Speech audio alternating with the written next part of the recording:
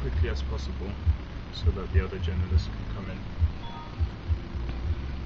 Okay, testing. Okay, so shall we get started? Yeah. Okay. Okay, I'll just go ahead while it warms up.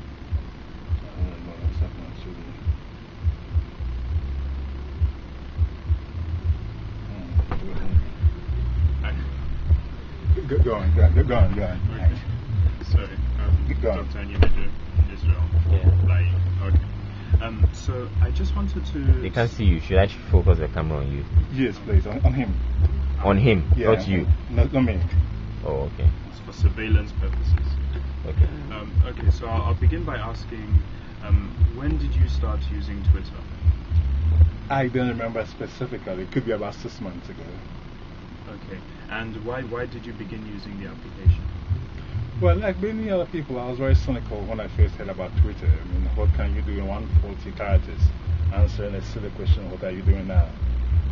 I think, if my memory serves me right, what really changed my perspective was an article I read in the Daily Telegraph for the UK. And that article itself was a bit cynical. And then also, I began using status updates on Facebook.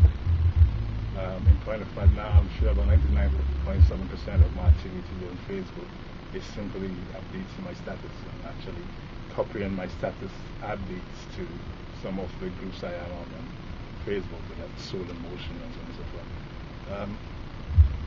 Yeah, so that's it.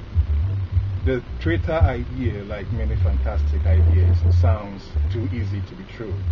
You are confronted with 140 characters, shorter than an SMS message, and you ask a quite silly question, what are you doing right now? But effectively, it's become a revolution. I mean, Twitter is today the telegraph of the internet. I think only yesterday I'll say it on my status updates on Facebook that compared to Facebook, where Twitter makes Facebook look very, very old school. Point is that Facebook, we have to have personal relationships with the people on the book. Twitter is most part of Twitter is very open. I mean, there are ways on which you can close Twitter, but most updates on Twitter are open. So that I was tweeting your program front page, and anybody can search that on the web. And also, I mean, the directories on Twitter are getting better and better. So that, I mean, you follow people by following people, you subscribe to their tweets, people subscribe to your tweets. And it's fantastic. I mean, in my own professional life, so far not too much in my personal life, it's been very, very useful. Okay. Now, I wanted to ask what your thoughts were on the president, well, the US president's use of such applications as Facebook, Twitter in his campaign and then also in his arrival in Ghana. I don't know if you're aware that he's using radio, he's opened text lines for people to speak to him, there's a Facebook group, and there'll be a meeting of sorts on Facebook with the president. What do you think of these kinds of moves, and do you think they could be applied in Ghana? Yes, it's been said that Barack Obama is the first Web 2.0 president in the world, in the United States. His use of these applications is very good. I can also understand criticism that his use of Web 2.0 social media like Twitter, Facebook, and so on and so forth was more important for his campaign than for his presidency. But his presidency is still young, and I hope it's going to improve the transparency of his business, his government, through that. Yesterday I was at a fantastic seminar. I was a fly on the wall, something organized by Matt Davis, Busy Lab, I should say, Ghana 2.0 in the light of the Obama visit. And listening to the great minds at the meeting, I came up with the thought that my own point on the perspectives towards President Obama's visit is that we have a sort of a cargo cult mentality. We have to be very circumspect in what we can realistically get from the visit itself.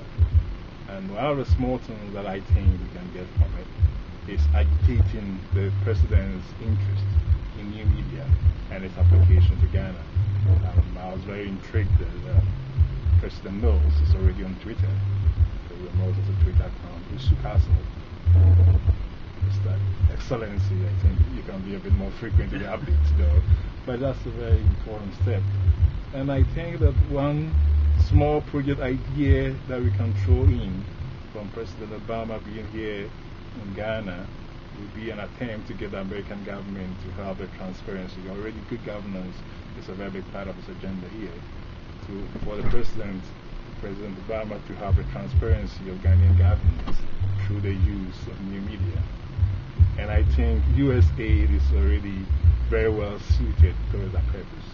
I myself have done a lot of research on something called the Central Region Network, which is a project funded by the US aid in the late 1990s to provide an intranet for the Central Region as well as all sorts of internet applications. That project was a massive failure, but it should not distract the US government from going further and trying to deepen our appropriation of these new technologies. Those are all the questions that I want to ask. Was there anything that you wanted to add? Yes. Yes, and I even have talked about a name for this possible US aid project. I think we should call it a Lincoln Nkrumah Network. Network because it is open enough for the new kingdom. Lincoln because Lincoln is the political hero of Barack Obama as well as President Nkrumah. And Nkrumah because of this link and also because this is the centenary of his birth. Thanks a lot. Thank you very much. Thanks. That was perfect.